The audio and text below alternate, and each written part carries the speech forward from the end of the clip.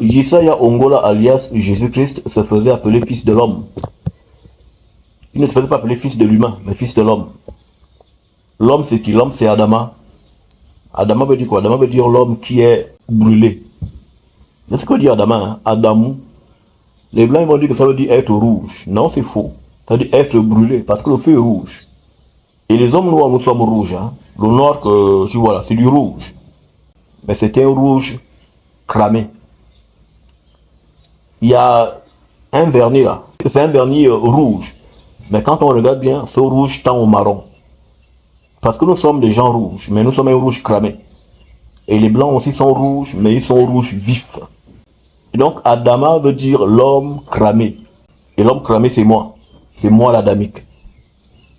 Donc quand Jesaja Ongola, Jesaja Congo, se faisait appeler fils de l'homme, il se disait être fils du Moutou, fils du noir, car c'est le noir qui est l'homme.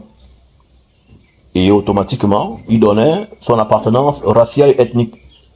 Dans le christianisme, on vous dira là-bas que la couleur ne compte pas. Cependant, c'est eux qui mettent les couleurs en premier. Tout le monde est blanc dans cette histoire. Le seul gars noir dedans, c'est Satan. Parce que dans l'imaginaire, Satan, il est bien noir, avec les cornes. Il est bien sombre, il n'est pas clair. Et même dans le jargon, les yeux noirs, le regard noir, des pensées noires, une journée noire. Tout ça renvoyant au négatif, alors que tout ça devrait renvoyer à la divinité. Une journée noire veut dire une journée spirituelle.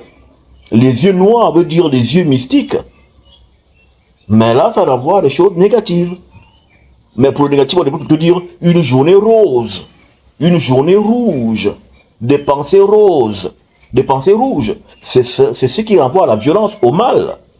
Parce que, voilà, c'est l'inversion des choses. Le noir, c'est la couleur du divin, et le Christ était fils de l'homme noir.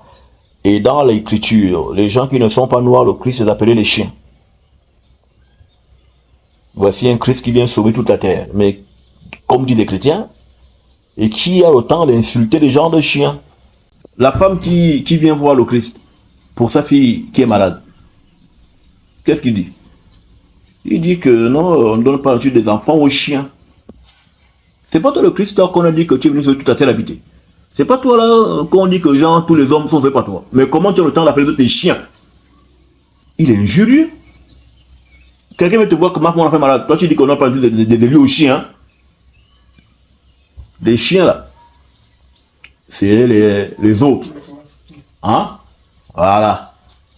Parce que le Christ n'est pas venu pour tout le monde. Il est venu pour la maison de son Père.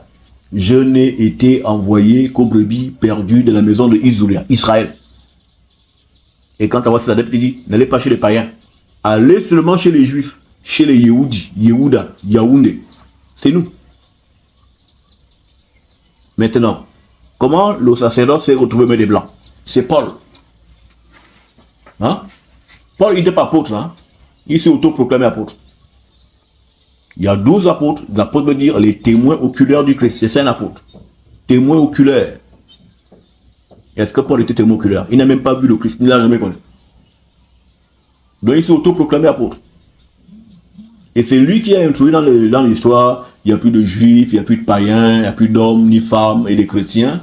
Dans la stupidité de cette religion, ils l'ont fait comme ça. Il n'y a plus ni homme ni femme. Bon, maintenant, pourquoi vous êtes contre les transgenres? Pourquoi vous êtes contre l'évolution? Vu que Paul disait qu'il n'y a plus ni homme ni femme. Donc, un barbu comme celui-là, je peux présenter comme une nana un jour. Ça ne devait pas vous choquer? Vu qu'il n'y a plus ni homme ni femme. Parce qu'ils ont mal compris les propos de cet individu. Et beaucoup de confusions ont intégré le christianisme à partir des propos de Paul. Enlever toutes les lettres de Paul, il n'y a plus de christianisme. Juste les lettres de Paul, il faut enlever ça. Il n'y a plus de christianisme, le christianisme est mort. Parce que le christianisme repose sur les lettres de Paul. 1 Corinthiens, ce n'est pas la Bible. 2 Timothée n'est pas la Bible. C'est comme si moi je m'assoyais, j'ai des adeptes, comme je les ai là, j'envoie des recommandations. Je leur écris des choses. Et 1000 ans après que je sois parti, et ils prennent ça, ils disent, ah, c'est quand même inspiré.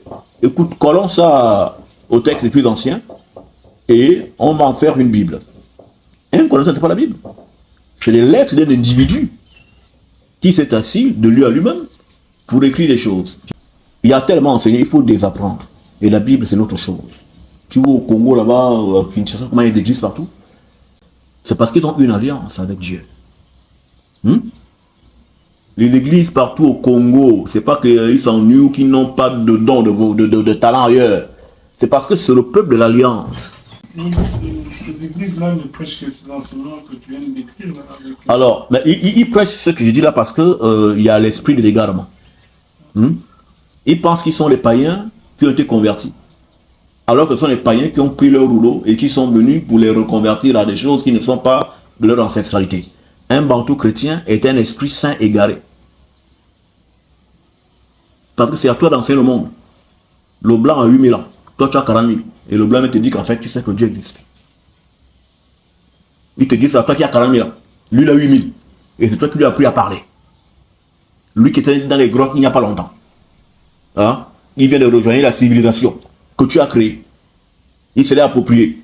Et après, il t'a animalisé. Il revient. Lui, le civilisé sauvage. Hein? Qui fait violence à tout le monde. Ce sauvage vient te dire, en fait, Dieu existe. Hein? Ouais, Dieu, il est là. Il est amour. Hein? Dieu est amour. Et Dieu aime tout le monde. Allez, répète. Dieu aime tout le monde. Voilà. Hein? Et Dieu, il est blanc. Et Satan est noir. Il t'enseigne Dieu. Mais c'est un sacrilège. Un blanc m'apprendre Dieu, c'est un délit. Je ne peux pas prendre Dieu hors du monde noir. Vu que je suis là où Dieu habite. Dieu est noir et il habite dans le noir. Et je suis le noir là. Donc un gars qui est déguisé en ange de lumière ne peut pas m'apprendre Dieu. Parce que les blancs, ce sont les gens de la lumière. Les anges de lumière. C'est pourquoi ils sont clairs. Moi, je suis la cachette de Dieu. Donc en fait, la réflexion qu'il a là, de briller, il tient ça de moi. Je suis sa source et son origine. Donc sans moi, il n'est rien. Et c'est pourquoi l'Occident n'est rien sans l'Afrique. Si on enlève l'Afrique de ce monde, les Africains de ce monde, le monde finit, il disparaît. Et c'est pourquoi il nous guerroie, nous torture, parce que c'est avec nous qu'ils sont. Sans nous, ils ne sont rien. Le noir peut être celui qui n'a besoin de personne. Mais dans cette époque, on nous fait croire que c'est nous qui avons besoin des autres. Non, c'est les autres qui ont besoin de nous, pas l'inverse.